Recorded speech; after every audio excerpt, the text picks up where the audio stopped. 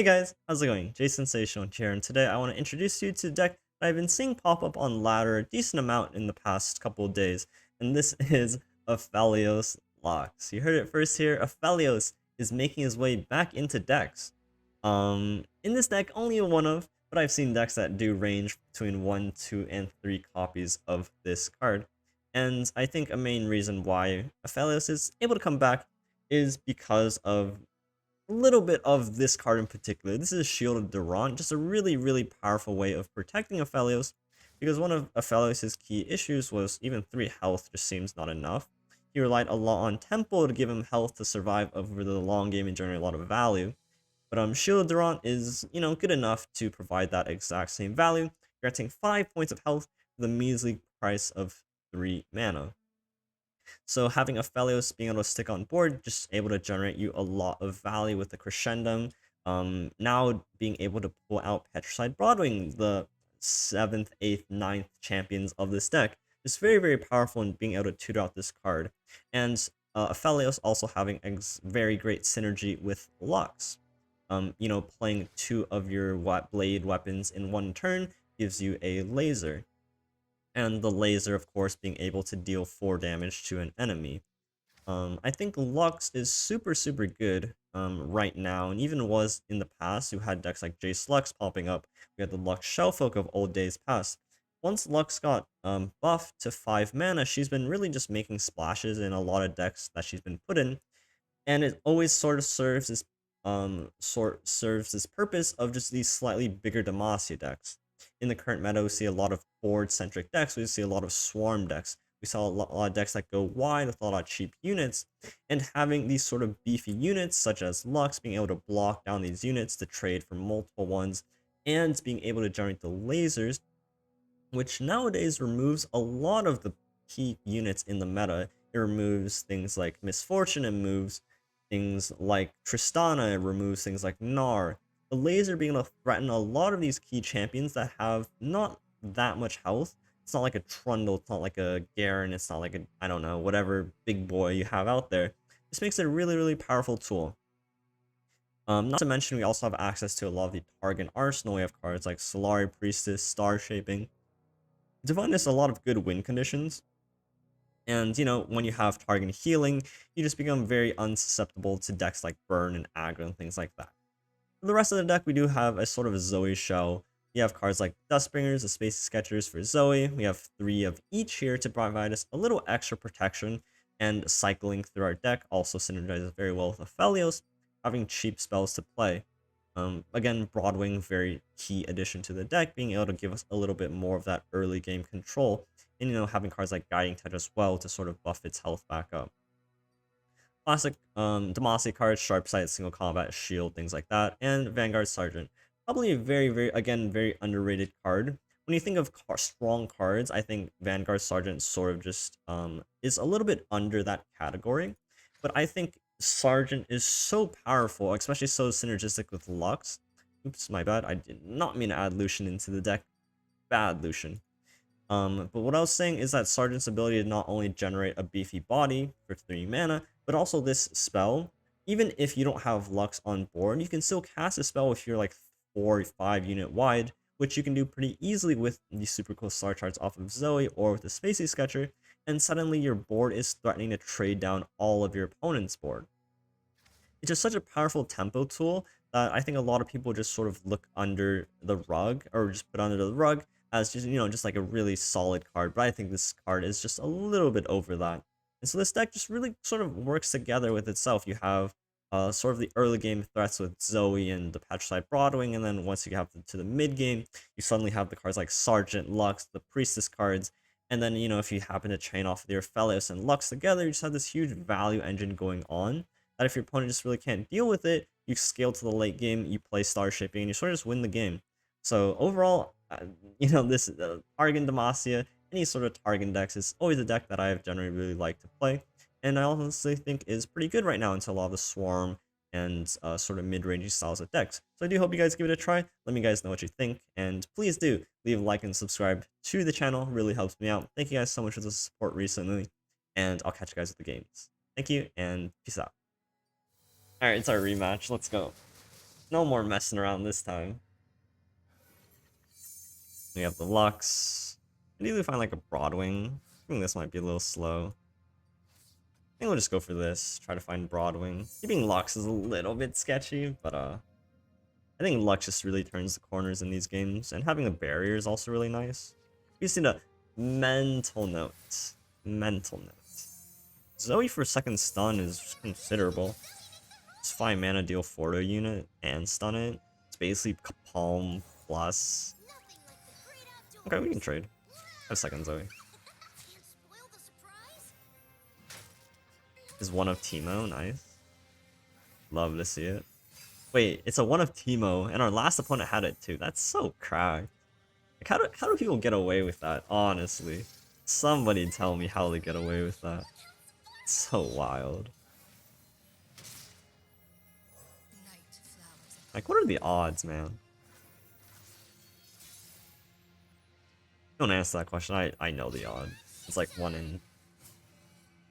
It's like between 1 in 10 and 1 in like 1 in 7, depending on how hard they mull, I suppose. I don't really care. We traded the sharp side for that. It's fine.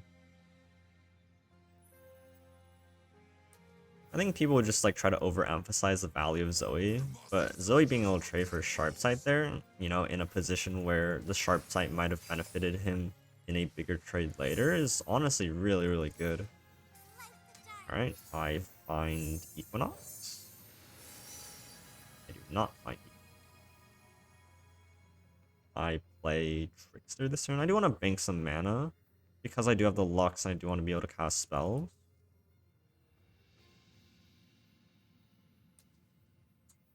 These units aren't bad. It's just a question of which one do I want.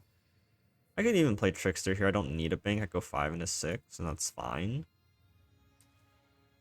Charger's good because it trades board. It only trades for like the Lantern card. I think I'm just gonna go with Trickster. It's a nice unit to play out. Like, his Hungry Owlcats don't have much against my Spacey schedule here. And if he doesn't have Tristana yet, it's gonna slow down his game plan a lot. We're trying to set up a good Fortimasi at some point, hopefully.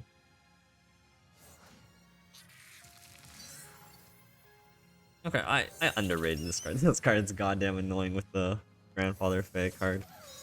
This doesn't seem that fair, huh? It sucks that he has a Fortimasi. I wonder if we were supposed to respect it. Can't take 7 though. We're not Fortimasi Rangers though. He should take it if he has it. What? Just not think I'd block? Interesting. I'm very intrigued by that sort of line. Shield of Duran, I'm happy playing Lux, lets me attack with Lux.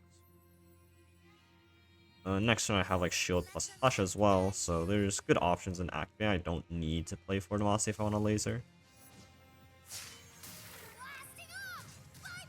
Okay. Hush against Tristana is fabulous. Just gives him a turn where he could potentially just juice it a little bit. I will play around Pokey Stick. I'm pretty sure these decks run Pokey. I've been playing around it last turn, or last game, so I think that's only fair I play around it this game as well. So again, I can like Hush Tristana here, that's not the biggest deal. It just does mean my mana is not expendable at all.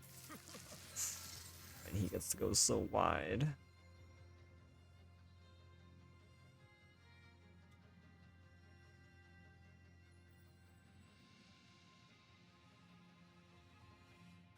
That's brutal.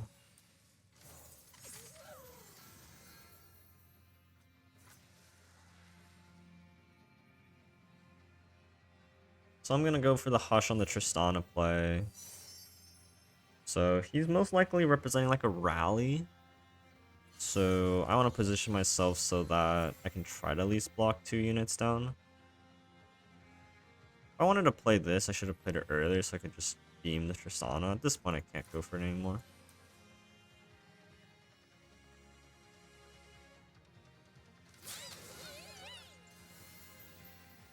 So I Hush Tristana, and then I Shield of Durant the...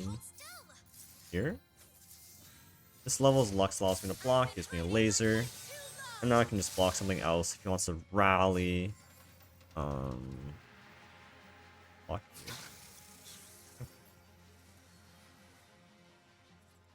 So I suspect there's a rally. I highly suspect.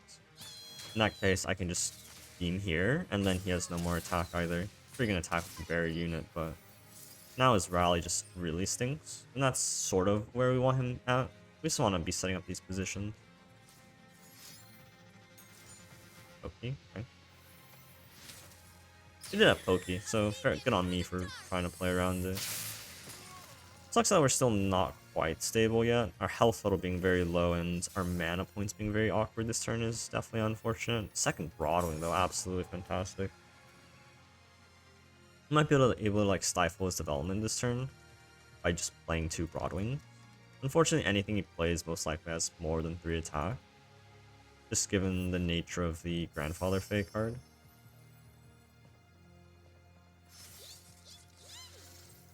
Such as Loping Telescope. This card is too strong. This card is so bonkers.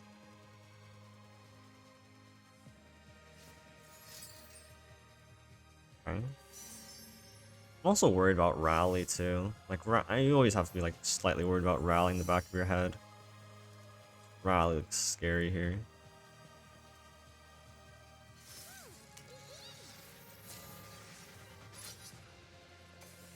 Unless you're supposed to just like open attack and kill this before you gotta play out a bunch of units. Because like, I definitely should have. It's unfortunate. Because I gave him an extra buff or 2. I would like a spell here. Oh, that's perfect. So I needed a burst spell here. Demacia is not good enough here, which is really important for us. Playing a blocker is basically the same thing, I guess. I guess it makes a difference if he Fordham or if he Yordle arms. Ooh, I should have thought about that, huh? If he Yordle arms, I can still beam out a telescope. I think right now we're just focusing on healing face now. It's interesting. We'll see. Sucks if he has a second aloof though, but he has to create these. Create this off of this. He still has 2 telescope cards. It's so crazy. Just like he has more cards than me. Sort of like the overall outcome of Bandel City. Okay, we just beam. That's perfect. So we heal here.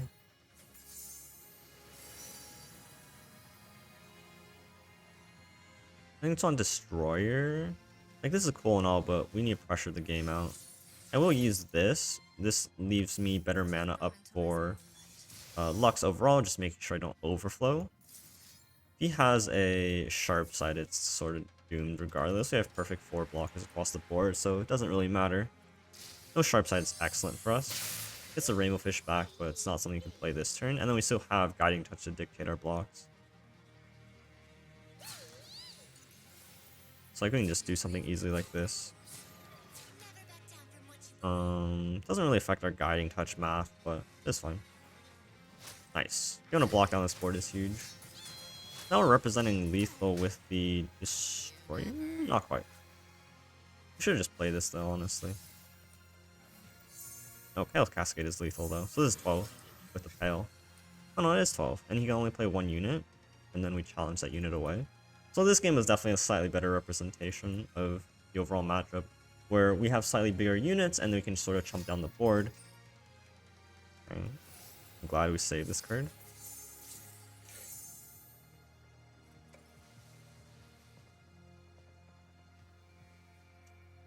But we had slightly bigger units that were able to chump down the board and overall just gain slight advantages with cards like Lux and the Challenger, and then so if we were able to like 2-for-1 with our Broadwing, it's like the Grandfather plus X, then that's going to help us gain a little bit more advantage, even though they are generating more cards, right? That's sort of how you have to match against their kind of playstyle. Is this a tree deck? I think we're pretty poor into tree. We do have the Obliterates, so maybe we can get there, but their overall game plan is still quite annoying. In this sort of case, I don't really need cards like this. I can keep this because it goes after Mayor, which is really huge, attack on 3. But ultimately, I just want Solari Priestess. I want sort of the more mid-rangey cards. And, okay, I find Zoe, which is, you know, even better too.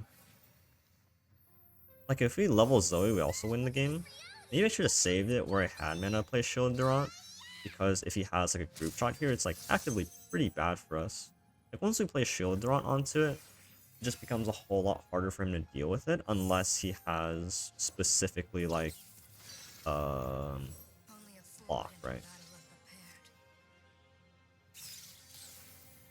So I want to be able to play Shield Drop next turn, which I can't do if I want to play Patricide Broadwing. But I will attack anyways, so he won't play Mare before then anyways. I'm just passing here. I don't need to rush anything. Like, this isn't attacking, so I can just attack with Zoe and see what's up.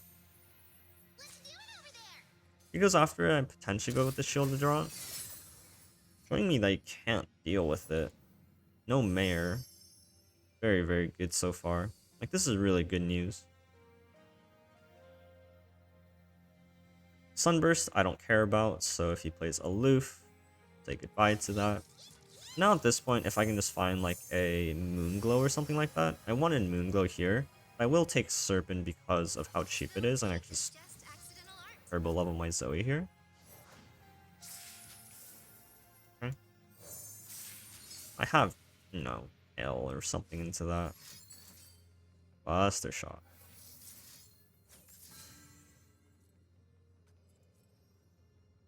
So he needs a Flock here to deal with my Zoe, right? Or like a Scorch. The ideal time to find Moonglow is about a turn ago. Ooh, interesting. Nothing kills this. This plus Pale kills Poppy. That's like the right line to go for. Like, he can't threaten my Zoe, so shouldn't be the worst. Ooh, but now I kind of want to save the Pale. I'll just block here so that this can threaten it anyways, and I'll save the Pale for like a Pokey Stick that he has.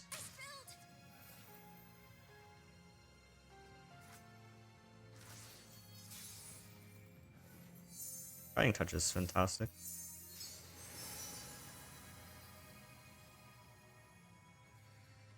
It's like Equinox just as a backup. So we go after Poppy and we go after this Challenger. Now we have Pale plus the Guiding. We can't beat this, unfortunately. Like, we have to heal it by 4. If we had Star Shaping here, slightly different story, but now this is looking a little bit suspect, because right now I just don't have anything to win the game with. I still don't have Priestess. Never mind. But like, I'm very behind, relatively speaking. I wish I had a way to protect this. I wish I had a way to just like turbo over this Zoe, but it's not really the case here, unfortunately.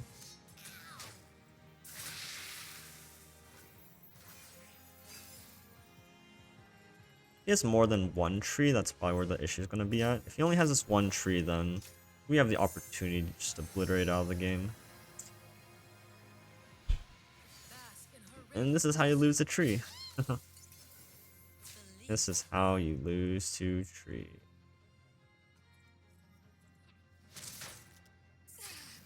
I need to find Messenger and or more draw. So now we're just cycling through our deck like a madman looking for obliterates. Moonglow would have been nice a couple turns ago, but now we're just looking for draw. And we'll continue drawing, making sure we don't burn any mana for no reason. Okay. We'll take a chance to look for obliterate here. If that doesn't work, we'll go for Star Shaping. Sure.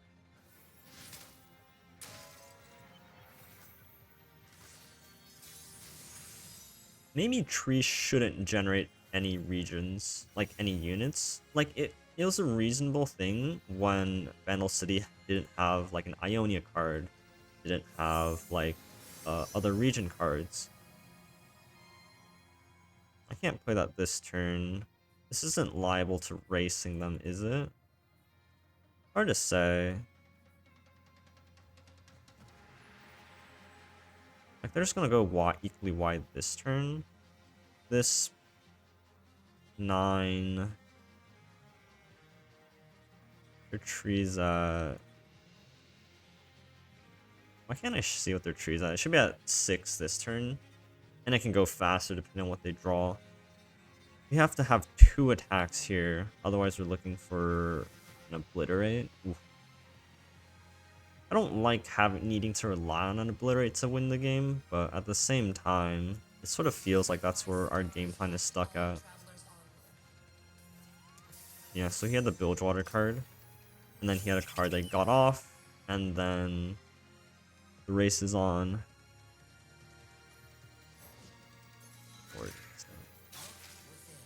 Kind of funny. Yeah, once he was able to kill my Zoe with the Flock, that was sort of just where the game ended. If we leveled Zoe and then had like the Trickster, we just win, right? Oh, Jesus Christ. Alright, our timeline's moved up considerably. What I was saying is, like, you know, now that they have a Bilgewater card and an Ionia card and other cards like that from all these other regions, maybe it's fine to just like make Tree not you know, create a follow that you haven't played yet and just sort of rely on your deck building and just include all of them into it. So maybe that would be more interesting or debatable. And now this is just a tree check. He has another one. In the second tree, it's pretty much GG. Because we can't like draw into star shaping and then other things. Like Gnar just doesn't do anything. I don't really care. There's a Pokestick, I suppose. Which sucks. But outside of that, we're still not pushing lethal damage anytime soon. It's also kind of annoying. This giving... Oh, he doesn't go face.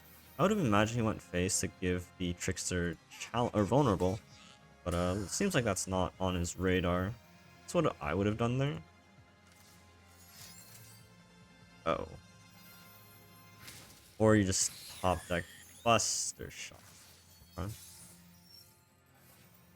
Alright, we're still looking for Star Shaping. Star Shaping, win condition. What the hell does Aphelios do for us? Kill Gnar, I suppose.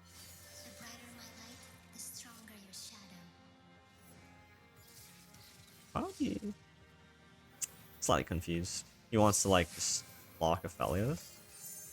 I should have a third Broad Wing, I believe. And I can just go after Gnar here. This will give me another card. So now, if he doesn't have Tree, we'll just outvalue him, is the plan now. Kind of shifting gears here.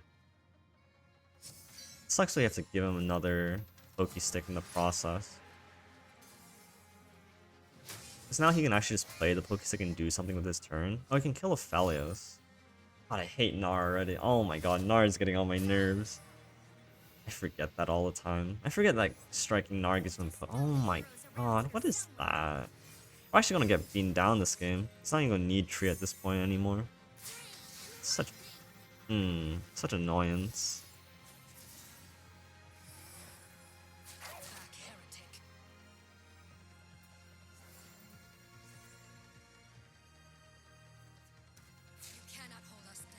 Can I Pale into a trade? Not really. I got a free block here, I suppose.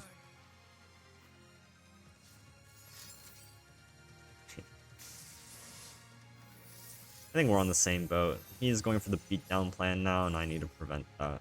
Okay, Lux might help me swing things around now. Sort of the card I was waiting on. Because now I can finally start pressuring his board. Such a bizarre game. He needs another tree at this point. We need to save the Calibrum for Lux. Oh my god. Is this created by... Yeah. So lame.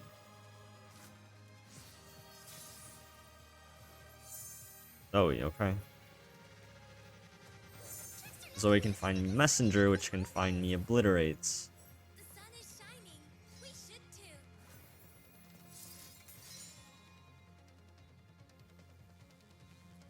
So one card's off of Telescope. One card's been in his hand for a while, and the other card's a top deck.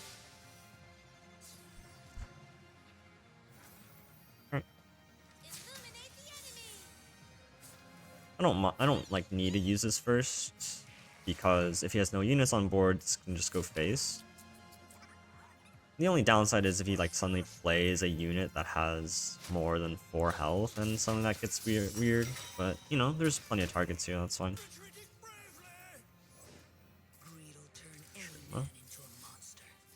I want this to deal damage. Like now, I'm just prioritizing damage.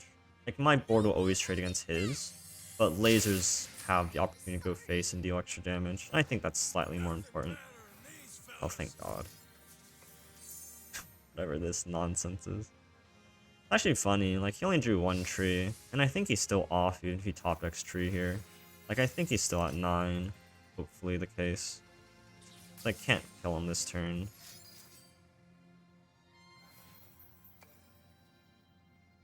Sure, why not? Because now this will give me a star chart, or not a star chart, but a laser.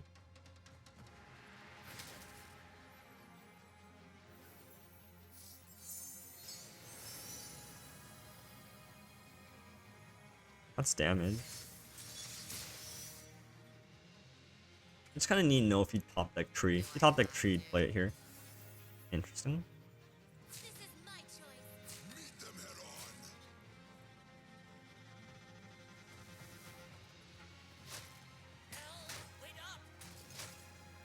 I really hope he didn't just top deck a tree. That would suck.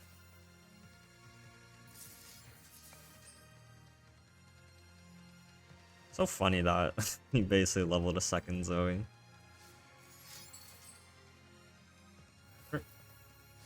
By Lux, you did your purpose. You still have a Calibrum. This can get rid of any unit he plays. Now we're just representing lethal on board. Perfect. Oh no, we can't play Calibrum. Oh, it's only a flock. Alright, so I want to draw a unit. I want to be able to level up Zoe. Before the swing. What the hell is that? Oh my god. We're actually still prone to losing.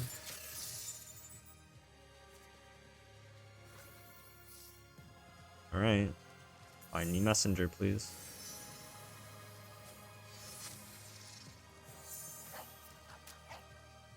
Huh?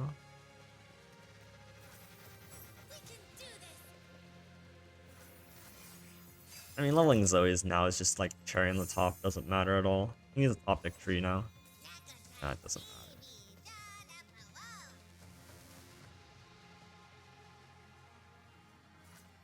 I think he needs attack because he needs a Pokey Stick, which now we can actually deny the Pokey Stick, and that's really big.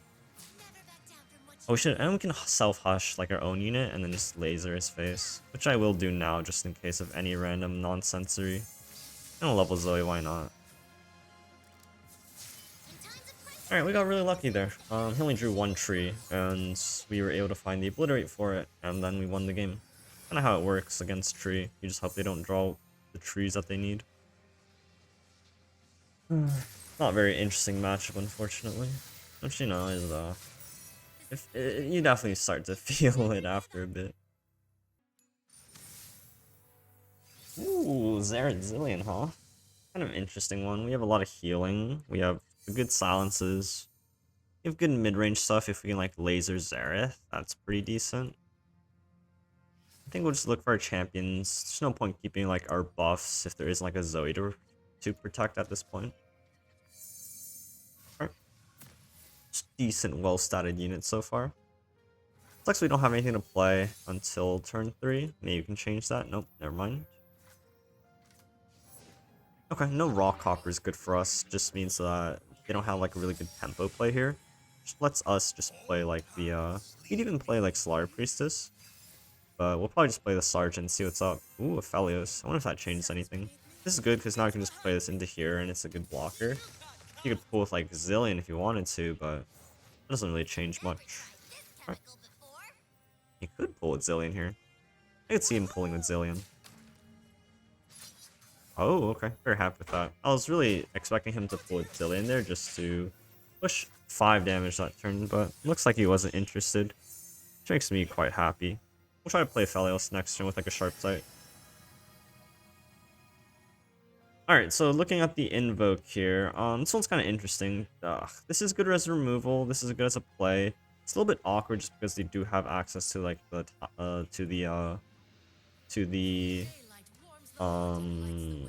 Hourglass card.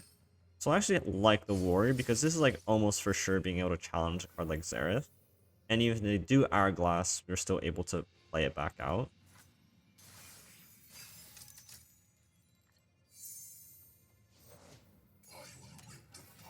Perfect. I do want to play this now so you can't get stunned. If If he tries to Rite of Arcane it with an attack, I do have a Guiding Touch. I'll be playing it out here. And being able to challenge the Xerath next turn. Perfect. I'm just going to go for an attack here. Sure. 4 levels. Sucks that we don't have like a single combat. Ooh. Oh, but that just dies there. Unlucky. Alright, we'll just attack here. See what's up. I'll keep you around for now, I suppose. There's no point like... Well, I do need to play a card. Play like Guiding Touch here to block into like Aphelios. Sucks I can't get Zoe down unfortunately right now. But I'll just do this for now and see what's up. I might suspect like a the Hourglass.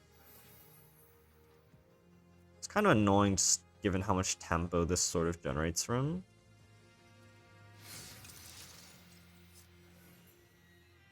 So I'll just heal this and then play out Aphelios. Okay. That's annoying. That's a lot of damage. Not a lot of damage to me, but it does do quite the number on my board. So this would even kill Aphelios if I played him out here, which I'm a little bit skeptical of. I could just Star Shaping my face here. I think that's what I'm gonna do, just so that he doesn't get full value out of his landmarks here with the Xerath. It sucks for me because I really would have liked to play out my cards. Moral Fire is good. Their deck can't really deal with it, especially with 2 lives. Unless he has like Mini Morph or something like that, this just allows me to trade very well. This is particularly annoying. And we still need to proc this Rolling Sand somehow.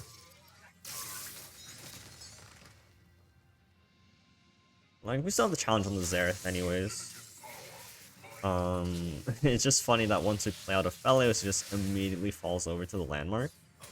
There's a question of whether or not Zoe or Aphelios is more important. But now we don't have to answer that question. It's perfect. This just blows itself up. And he gets like swing, sure. I really wish I had like a single combat at this point. By sure, I mean, it's not that good for us. We'll see. I do gotta play Zoe now. Kind of important. Start leveling Zoe. We have plenty of ways of protecting her. Well, that's not true. We have the Preservarium ticking down. Ugh. Xerath is really doing a lot of work here. A little bit surprising for sure. We have Broadwings in our deck. Was it just Crescendum as a start here? We'll find a way to like grab him as fast enough. I see. So he's doing this so that this kills this, and then this will kill this. In which case, I just want to keep my Aphelios alive here. I can't play out the Moon Weapon this turn, but it's not that big of a deal. So now the Preservarium will be able to kill Aphelios, and I'll be able to kill the Xerath. It's kind of weird he just didn't like pokey the warrior. Seemed like the obvious play to do instead of going for this line. If he has like another Pokestick, I'm really sad. If he has like, another Time Bomb, I'm really sad. We're close to sort of outgrinding him, but still looking a little bit tough here.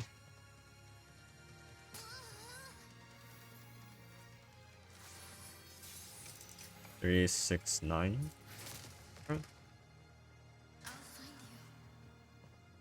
think I do want to get the Petricide Broadwing out of my deck. You do have Shield of Durant to pair with it, so even if he is able to stun / kill the warrior, we still have a secondary buff to kind of get him. He's a little bit liberally there. If that's the case, we could do something like this. We have answers against any sort of ping. Just like try to thin out his board a little bit. He lets us through, I'm pretty happy, I'd say. I could always Guiding Touch it if I need to save it from like a Pokey. What would be really annoying is like another Hourglass. Stress. Okay. That's fine. Can't kill it anyways. There was a reason to, you know, challenge it with this just because you can't actually do that to sort of counter it. Even then, we're still in a fine spot as if he's just running out of steam here. If he's running out of steam, I guess that's kind of what we're hoping for at this point. If not, then things might get a little bit shady. Like, we're just close to outvaluing them, and that's kind of where we need to be. He has a hard time just like straight up killing me, but if he plays out like an Arsenal, it's gonna suck. This will kill this. He's gonna have a pretty decent attack, which also sucks.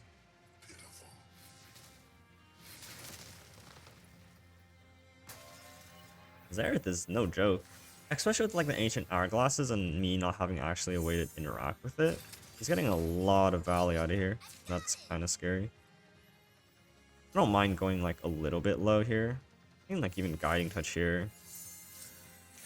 Star shipping is really good. I think I do see value in keeping this up.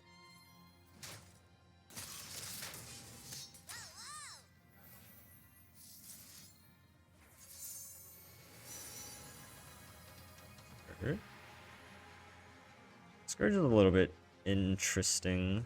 My hand's kind of full for Living Legends though. It is a challenger at the worst case scenario. I don't know if I have the opportunity to play it next turn, but... Okay, so this kills this. We still have the option to go after Xerath.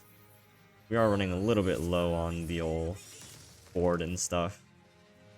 He's doing a very, very good job of just completely out-tempoing me though. It's so crazy.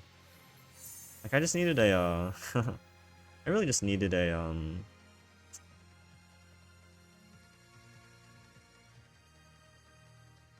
single combat at any point so I can just go after the Xerath, but it's never happened. I think I just need to play Priestess and go wide. If I can hit like Sisters here, it's gonna be really insane. And by insane, I mean okay. We'll just go wide here. I think it's a little bit risky to sort of play out these cards here. I already have all of you guys. I can't really curve with any of these. This is like the best card, I suppose. Kind of tempted to take this pass. He has no landmarks to represent. I'm not dying on an attack. I think I'm happy taking this pass. Just gives him too much opportunity to just like play out whatchamacallit.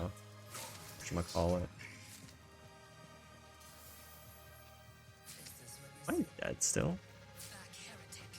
That's kind of an issue. I would like to not be dead. Wow, yeah, he's just done so well of just like completely out-tempoing me here. It's so insane. Okay, but me being at 2 is still not easy for him to kill me with. I want to play Lux, but I just can't curve with Lux. I still need to deal with this board, technically. Play Lux next turn. I just haven't played enough Celestial cards. If these were like 10 each, I could just like play 2 of them. Okay, doesn't really do much. I can play this into the 6-drop.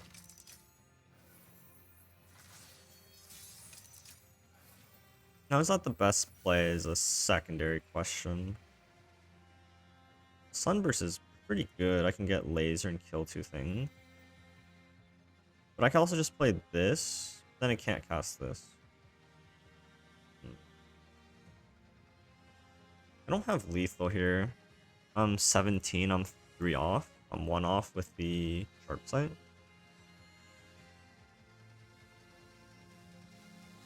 If I play the Scourge, 13 deals 11. Scourge is lethal. I think I have to go for lethal here. It kind of sucks. But this is like my only chance here. And I have lethal representing here. Ooh, the landmine. That stinks.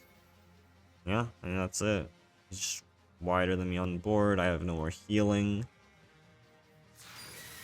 Yeah, super out-tempoed me. Not drawing Lux obviously hurt. Him having mini more, sure. Alright, so like we didn't draw Lux, which early on enough, which, you know, was supposed to be the sort of answer against their back row champions. And we didn't draw single combat, which I'm almost sure that this deck runs. Never mind, we don't have single combat. That explains why I didn't draw it. Should this deck run single combat is a good question. I think it's better than the sharp sight. Having 0 interaction definitely hurt us that game. So we'll try that and see how it is.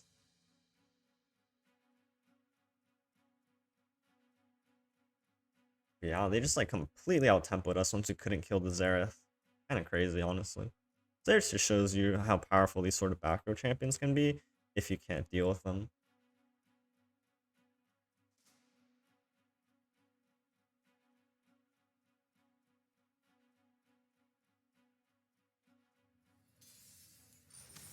Okay, we have another Demacia deck. Generally speaking, like, slightly bigger Demacia should eat up, like, smaller Demacia. Although, that might not be the case, but we'll see. We have Lux, we have a 3-drop. I'll keep Sketcher just in case we need it as like a blocker. But worst case scenario, I can just discard, like, Demacia if I find it too slow. Petricide Broadwing, though. Absolutely crack card. After Teemo next turn, that's really good.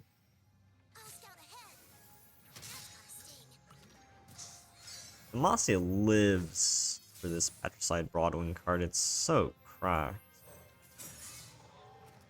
I wonder if I pass, because then he could, like, pick Grandfather Fae. I suppose that's not important enough if I don't have, like, a sharp sight to stop the Teemo.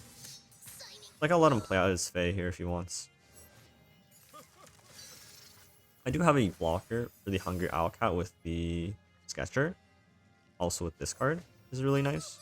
Needing to go after this next turn. But, this turn I can just, like, sort of swarm.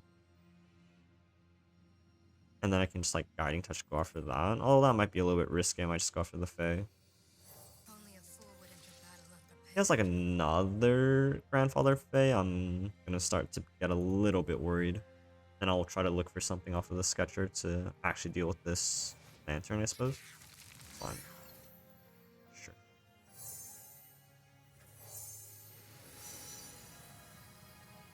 None of those deal with it, but this at least is a nice block that I can trade up. Sure. I'll bank my mana just in case. There's no reason to, like, play this too much. Like, I ain't gonna attack, but it eats the Fae. I could, like, Guiding Touch to go after the Lantern. But if he responds like a Sharp Sight, that's particularly bad. I need to start getting these Sergeants out. I don't know if there's, like, a huge punish or anything for doing this. It just gives me a little bit more information. This has to go. There's no question about that.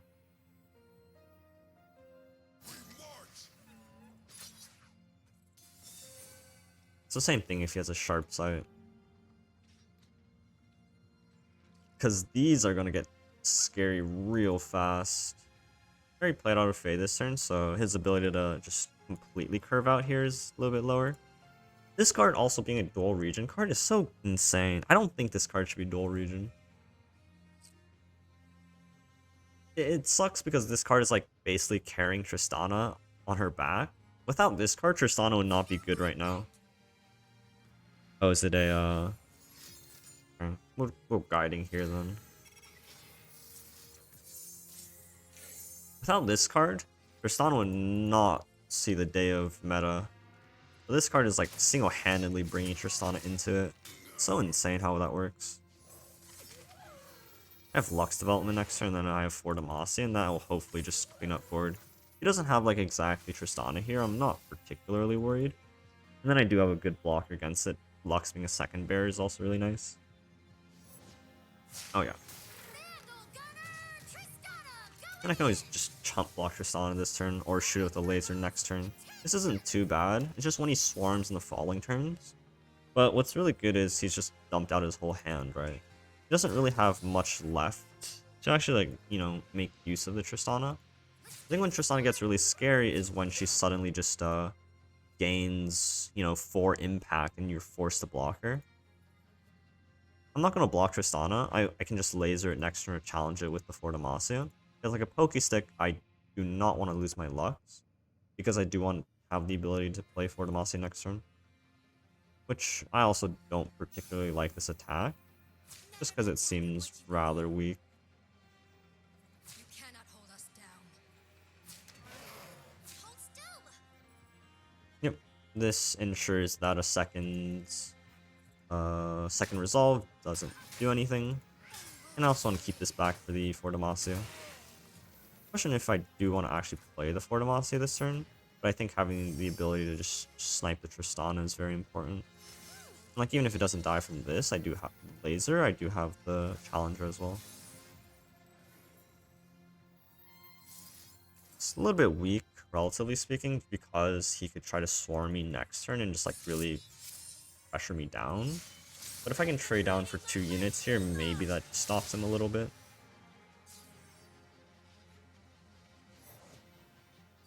This Lantern is just giving him a disgusting amount of value. It's wild.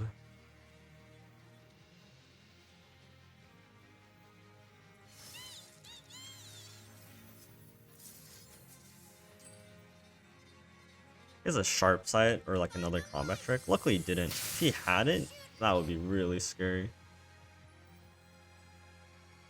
I'm wondering if I even want to go for the Lancer anymore. Like, this impact unit just seems slightly scarier. Alright, never mind. I can barrier into that next turn, so that's not the biggest of worries.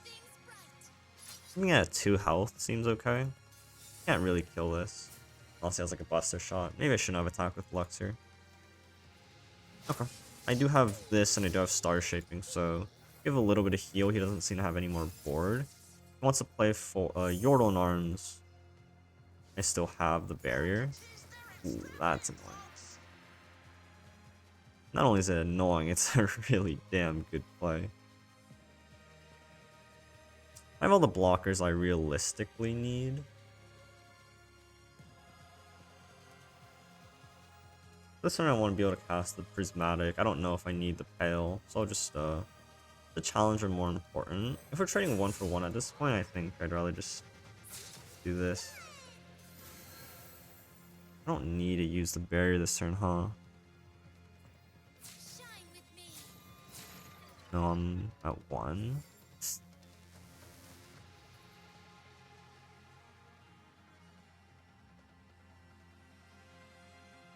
I'm really afraid of Pokestick.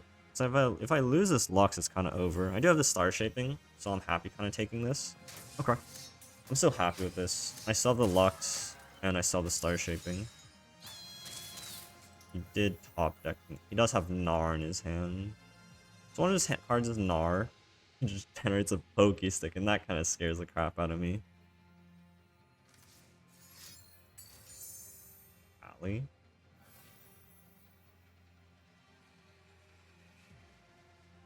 Alright, now I'm forced to just give up Lux. Which sucks. But I have a second Lux. And I can Pale into this one at least. Okay, this isn't that bad. I do need to make a mental note that this last card is indeed Gnar. But being able to trade down this board is like actually pretty nice. Now that he has no more impact, this doesn't actually kill me. So now I know he has Gnar, it's not going to be leveled. And I just need to play 2 units this turn. Ideally I can go play Lux next turn, so just start with Priestess here. Why does it have 2 attack? That's bugged. Right? That's bugged, right? When I'm summoned around start. Oh, it's not. I just didn't know how that card worked. If he top decks a combat trick here, we still have Star Shaping, I guess. Okay, sick. Oh wait, what am I doing? I hate Gnar. Oh, that was a brain fart. That was a brain fart and a half. Oops. Maybe how did that game? That game is basically a dub. I would count that game as a dub. Didn't I say I need to make a mental? Damn, I need to take better mental notes. It's just really what it is, you know, honestly. It happened last time too. I was like, oh yeah, I need to remember that I can actually just hard cast survival skills, and I just didn't do it. Oh. Ooh, I am loving life right now. But that's the deck. Lux in those past games just did a bunch of work. It's very insane how powerful I think Lux is. Now that we're moving into this sort of mid-rangey meta where you see a lot more board-based sort of swarmy units. Just being able to generate lasers for quote-unquote free is really, really powerful, because being able to deal something at 4 damage pretty much ensures that you kill most things within the meta. It's like, you know, against all the Bandel City decks, 4 damage pretty much kills anything. Against Scouts decks, core damage, pretty much kills anything. It's sort of like the Heimerdinger sort of scenario where you get to convert your spell mana into tempo. One giving you the board presence with the turrets, and then the Lux being able to give you the lasers to trim down your opponent's board.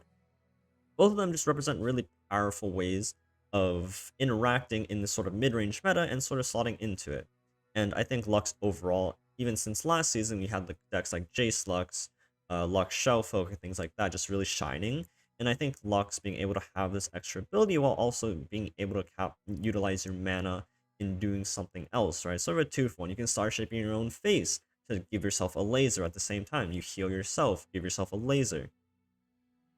Target Invoke, obviously just really powerful. The Sergeant, just insane. The for Demacia, actually really good. I think any Demacia deck really wants to be playing this card, because not only is it a 3 mana 3/4 that just 2-for-1s most trades, this card just allows you to again 2-for-1 again, where your opponent's most likely forced to block, especially when you can generate a wide board, especially with cards like Lunari Dustbringer, Spacey Sketcher, and things like that.